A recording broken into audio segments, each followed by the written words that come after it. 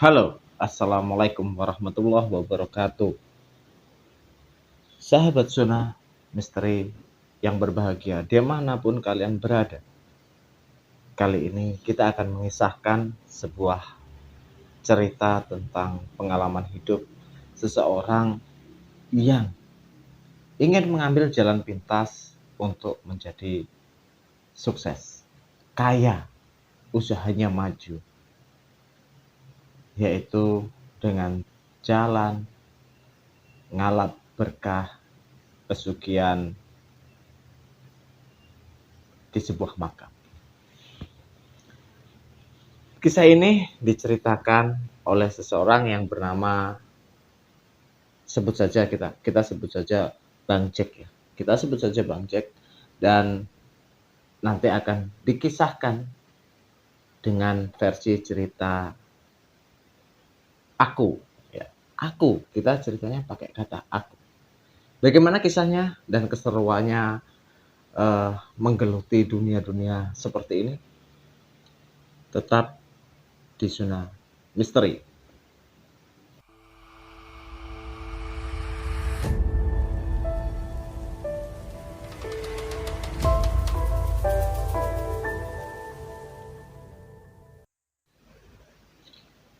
Nama saya adalah Bang Jack. Pada saat kejadian ini tahun 2000, tepatnya tahun 2000, usia saya itu 24 tahun. Saya di Malang, dan ini kejadiannya di Malang teman-teman semuanya. Di Malang kejadiannya pada saat itu saya kuliah di sebuah perguruan tinggi swasta di Malang. Tapi meskipun saya kuliah di sana, saya juga mempunyai beberapa usaha sampingan untuk nambah-nambah uang saku. Maklum, keluarga saya pada saat itu lagi kesulitan ekonomi. Jadi saya memaksakan diri berusaha keras untuk membangun bisnis kecil-kecilan. Pada awalnya saya berbisnis soft drink, minuman-minuman ringan yang pada saat itu saya titipkan di rental PlayStation, atau mungkin kalau dulu belum ada game online ya, adanya game multiplayer teman-teman semuanya. Saya titip-titipkan itu minuman-minuman soft drink itu di tempat-tempat seperti itu. Hasilnya lumayan bisa buat untuk jajan dan beberapa kebutuhan-kebutuhan selama saya ngekos di kota itu. Dan suatu saat, karena memang kebutuhan di ranah rantau atau di luar kota itu betul-betul membuat saya kalang kabut ya, kiriman dari rumah pun juga belum tentu teratur. Akhirnya saya berusaha cari-cari informasi di mana tempat yang sekiranya bisa saya gunakan untuk ngelap berkah biar dagangan saya laris. Usaha-usaha saya maju pesat dengan cepat, dan itulah yang membuat saya sedikit salah langkah ya. Pengennya usahanya berkembang dengan pesat, cepat, dan besar. Banyak beberapa kali saya harus ke tempat-tempat yang sekiranya dianggap wingit, dianggap angker. Di situ ada tempat-tempat untuk ngelap berkah juga. Dan suatu ketika saya lagi nongkrong, ada langganan saya yang berjualan mie ayam, namanya pada saat itu kalau nggak salah itu Mas Wid ya. Saya nggak tahu namanya Widodo atau Widakdo atau siapa panggilannya, kita seringnya manggilnya itu Mas Wid. Kita makan mie ayam di Mas Wid ini ya teman-teman semuanya, karena dia jualannya di depan kos-kosan ya, muternya di depan kos-kosan. Kita tanya-tanya, pada saat itu saya tanya, Mas Wid, ada nggak tempat yang sekiranya ampuh buat ngelap berkah? Mas Widnya tanya, ngelap berkah apa mas? Bilang gitu. Ya biar, saya kan punya usaha nih kecil-kecilan, biar cepet rame lah, cepet laris lah ibaratnya gitu. Lalu Mas Wid menjawab, di sini Mas Dindau, pada saat itu di kisaran di lokasinya di Dau Malang ya, Dau Landung Sari Malang. Mas Wid bilang, di sini di Mbah Ndoko mas. Di mana tempatnya mas? Saya tanya, saya kejar terus itu teman-teman semua. Saya tanya, ini daerah dikasih tahu arah-arahnya sekitar hampir sekitar 3 kilo lah dari tempat aku ngekos. Setelah pembicaraan itu saya anggap itu sebuah hal yang biasa karena sebelum ini saya juga mendatangi beberapa tempat-tempat keramat atau makam-makam keramat, tapi hasilnya masih, usaha saya juga belum ada perkembangan yang signifikan teman-teman semuanya. Belum ada perkembangan yang signifikan. Jadi saya anggap itu angin lalu. Tapi entah kenapa bisikan atau dorongan dalam hati ini semakin, walaupun itu gak aku pikirin guys. Walaupun itu gak aku pikirkan, dan itu tiba-tiba selalu muncul untuk mencari tempat ini.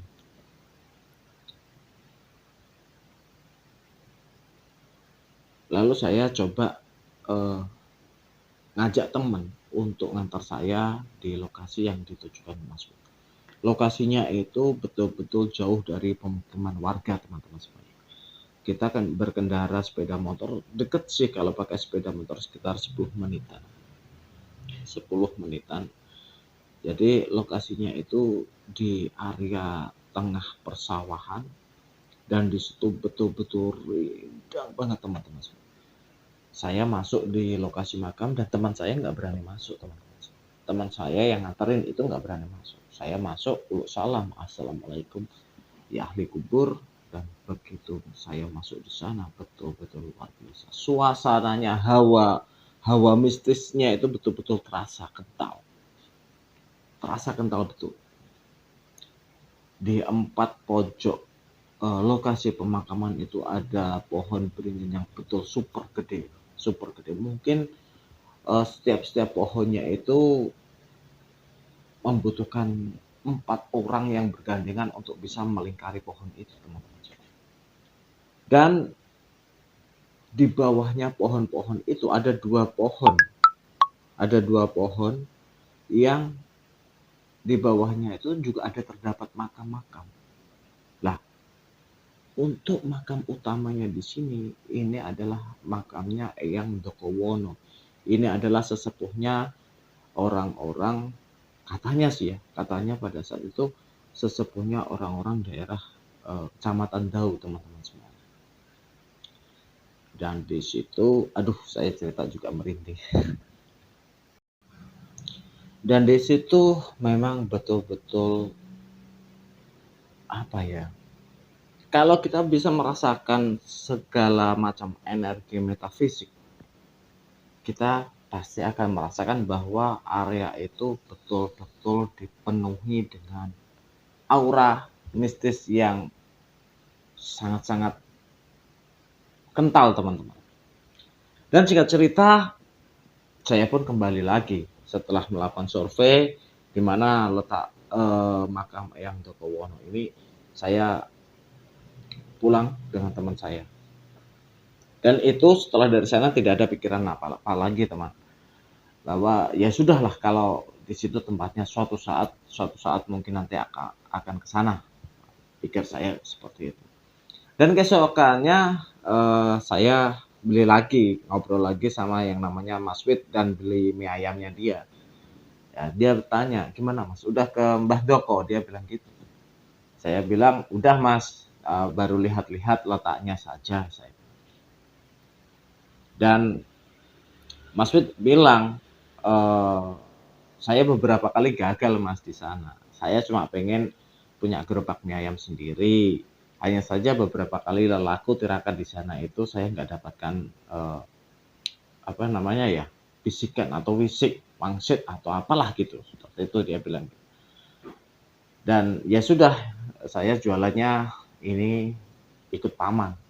Padahal langganan saya udah banyak, dia bilang gitu. Ya, saya hanya normatif aja teman-teman. Ya, bilang sabar mas, nanti pasti ada rezekinya.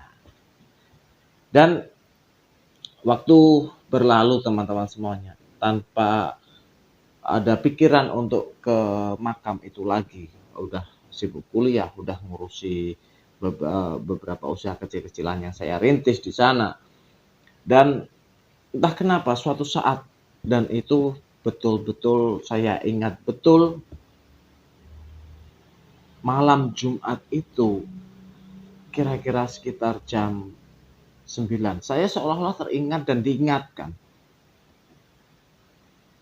Saya harus ke makamnya Mbah Doko. Tidak tahu dari mana ada perasaan yang seperti ini, yang seolah-olah saya dipanggil untuk menuju ke makamnya Mbah Doko. Pada saat itu saya tanpa ambil pusing, tanpa pikir-pikir, akhirnya saya jalan. Beberapa teman yang saya suruh antar untuk ke lokasi makam itu tidak berani teman-teman, karena selain jalannya pada saat itu ya, era 2000 itu jalannya itu gelap, kanan kirinya sawah dan ada sedikit rimbunan hutan gitu, hutan bambu teman-teman semuanya. Dan karena ada perasaan yang betul-betul mendesak di dalam dada, akhirnya saya pun berangkat dengan jalan kaki.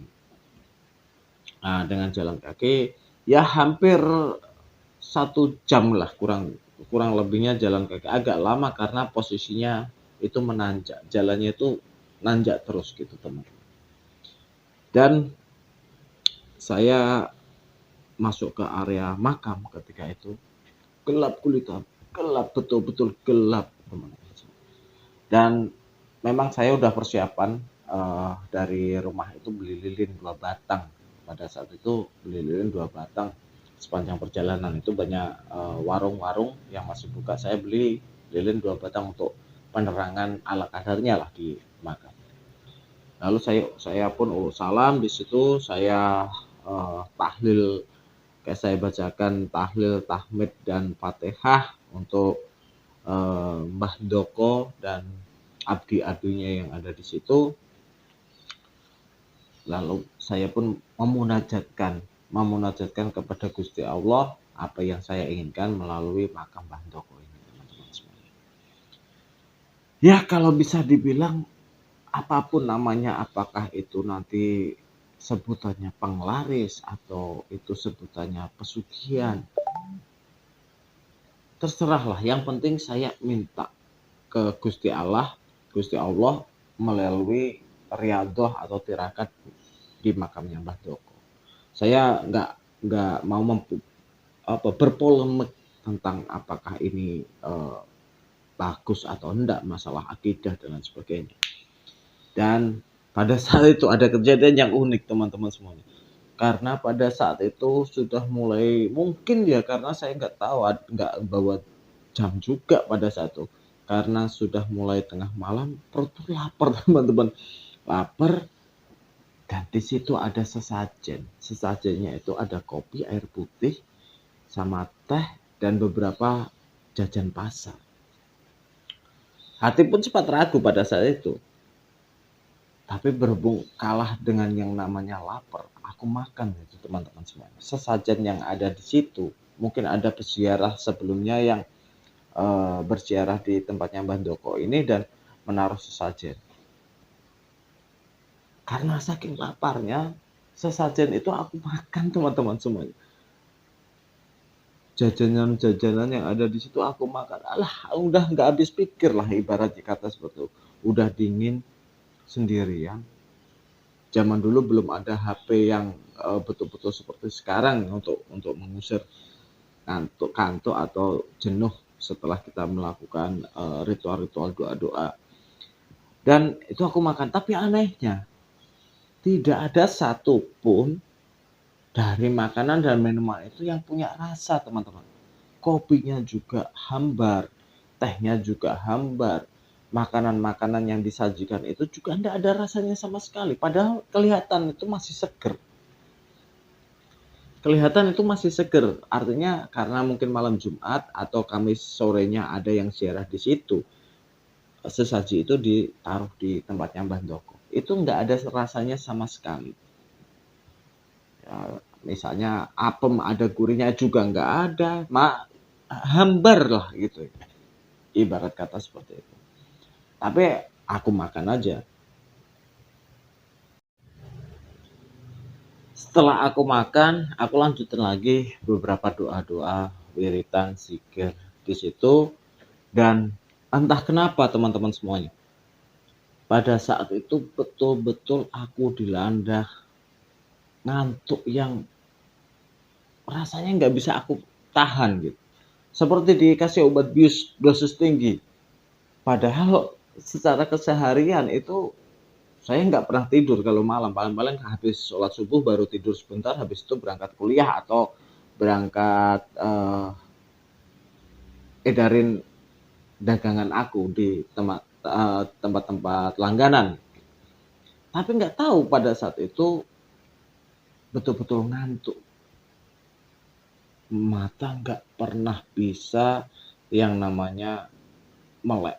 Berat banget. Akhirnya saya pun tertidur di samping makamnya Mbah Ndoko. Di samping makamnya Mbah Ndoko. Dan pada saat itu walaupun katanya sekarang sudah dipugar bagus ya teman-teman. Pada saat itu tahun 2000 itu makamnya Mbah Ndoko, cungkupnya atau pendopo makamnya itu sudah berlantaikan keramik lah atau apa teraso lah ya pada saat itu sudah bersih. Jadi saya tidur di situ teman-teman semuanya, tidur di situ dan nggak tahu ketika aku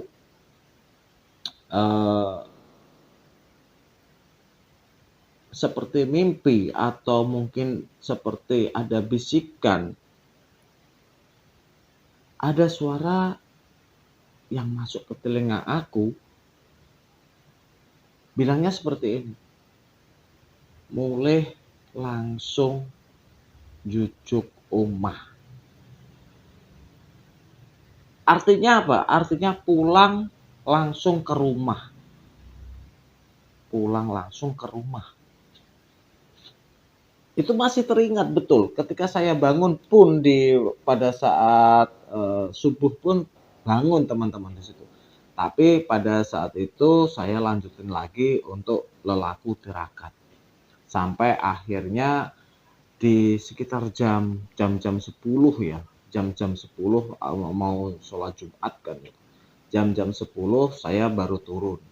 Masih saya ingat-ingat itu. Masih saya ingat-ingat mulai langsung jujuk ke rumah, pulang langsung ke rumah. Dan ketika saya keluar dari pagar atau pembatas, seolah-olah itu saya ada yang mencolek atau memanggil saya dari belakang. Jack, Jack. Ada sebahu saya seperti ditepuk. Begitu saya menoleh, saya melihat pemandangan yang luar biasa. Dalam pandangan saya pada saat itu, maka Mbah Ndokowono itu dipenuhi dengan pasukan era kerajaan zaman dulu. Dengan panglimanya yang menunggangi seekor kuda jantan yang gagah, pakainya tombak. Wah, pada saat itu badan saya betul-betul menggigil. Saya kontrol keadaan, lalu saya berbalik dan saya pulang. Jalan kaki lagi itu teman-teman. Saya turun dari area itu. Dan dalam hati saya, gampang lah, langsung pulang ke rumah. Karena saya merasa itu adalah pekerjaan yang mudah karena di situ tidak ada satupun orang yang aku kenal. Saya sudah memetakan, ini nanti yang bakal saya kenal itu adalah langganan makan saya kalau sarapan atau makan malam. Biasa anak kos itu makan cuma 2 kali teman-teman ya. Itu paling-paling di situ. Oke lah, saya petakan sudah. Sambil berjalan saya mikir nanti. Nah, saya merasa aman lah kalau sampai rumah. Saya harapkan ini adalah WC atau wangsit dari Mbah Ndoko untuk kesuksesan usaha-usaha saya. Langsung jujuk rumah, langsung pulang ke rumah. Dan saya pun jalan. Dan apa yang terjadi teman-teman semuanya? Itu yang membuat sebuah penyesalan karena saya lupa, hanya 3 menit lupa teman-teman. Ketika saya turun ternyata saya melewati rumahnya Widodo, tukang mie ayam langganan saya. Dan saya dipanggil, "Mas Jack, dari mana?" Dan saya noleh, saya mampir ke rumahnya Widodo ini teman-teman. Saya salaman, ngobrol, dikasih minum. Saya bilang apa adanya bahwa saya habis ke tempatnya Mbah Doko. Dan kebetulan dia itu pada saat itu habis dari pasar, habis belanja untuk dagangan mie ayamnya karena biasanya itu dia jualannya jam 1 ke atas gitu.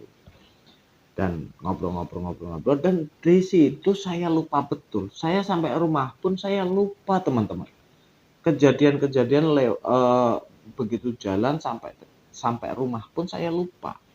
Saya sudah pede aja itu. Dan betapa kagetnya saya ketika 1 minggu setelah itu saya ketemu lagi dengan Mas Wid ini untuk beli mie ayamnya. Gerobaknya beda. Biasanya gerobaknya biru, sekarang gerobaknya agak panjang berwarna merah. Merah apa ya? Merah apa ya? Merah darah gitu loh. Enggak merah terang seperti salah satu pates sih enggak. Merahnya merah gelap.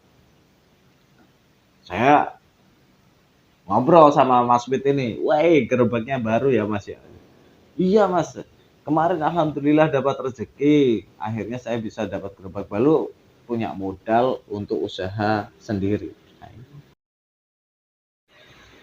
begitu Mas Wid menceritakan itu, baru di situ saya ingat teman-teman semuanya. Bahwa kemarin ketika turun dari makam Eyang Bandokowono, di situ saya mampir ke rumahnya Mas Wid hanya untuk ngobrol sebentar dan dikasih minum. Betul-betul menyesal saya teman-teman. Betul-betul menyesal. Perjuangan saya jalan dari kos menuju ke lokasi makam Mbah Dokowono lalu pulang jalan lagi dan hanya diberi satu pesan aja. Langsung jujuk omah. Dan di situ saya gagal teman-teman. Ibarat kata wangsit petunjuk berkah dari Mbah Doko sudah saya pegang, saya kasih ke Wid. Akhirnya Widodo yang dapat apa namanya ya, berkah, dapat modal, sekarang punya usaha baru, sudah nggak ikut ke pamannya. Artinya apa? Artinya ketika berkah, ngalah berkahnya semalaman saya di makam Mbah Dokowono, ketika gagal melalui ujian hanya dengan satu ujian saja, langsung jujuk rumah, langsung menuju rumah, saya gagal dan berkahnya ini saya kasih ke Widodo. Ketika saya menyadari bahwa kesalahan saya ini betul-betul fatal, saya berusaha lagi beberapa kali untuk ngalah berkah lagi di makam Mbah Dokowono. Tapi apa mau dikata, tidak ada petunjuk, tidak ada wisik, tidak ada wangsit lah ibarat kata untuk bagaimana saya untuk menaikkan atau meningkatkan usaha-usaha yang saya rintis. Di situ saya hanya berkata, mungkin ini bukan rezeki saya. Walaupun penyesalan itu ada teman-teman. Penyesalan ada.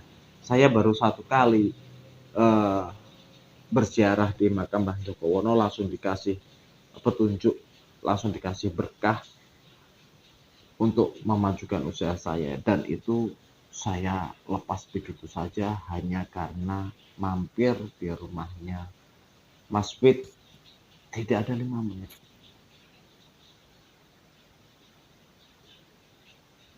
Dan sampai sekarang saya tidak tahu apakah saya menyesal dengan itu atau bahkan saya merasa beruntung dengan itu.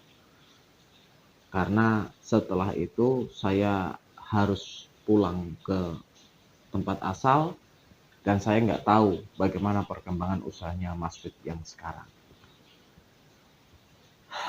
Ya, itulah ada kisah-kisah yang saya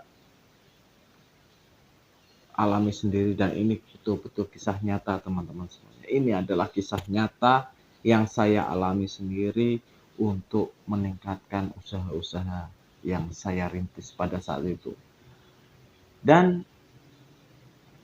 teman-teman pecinta Zona Misteri, itu yang bisa saya sampaikan kepada kalian, kepada Zona Misteri, bahwa ini tadi adalah kisah dari Bang Jack dalam melakukan upaya ngalap berkah agar usaha-usahanya itu lancar.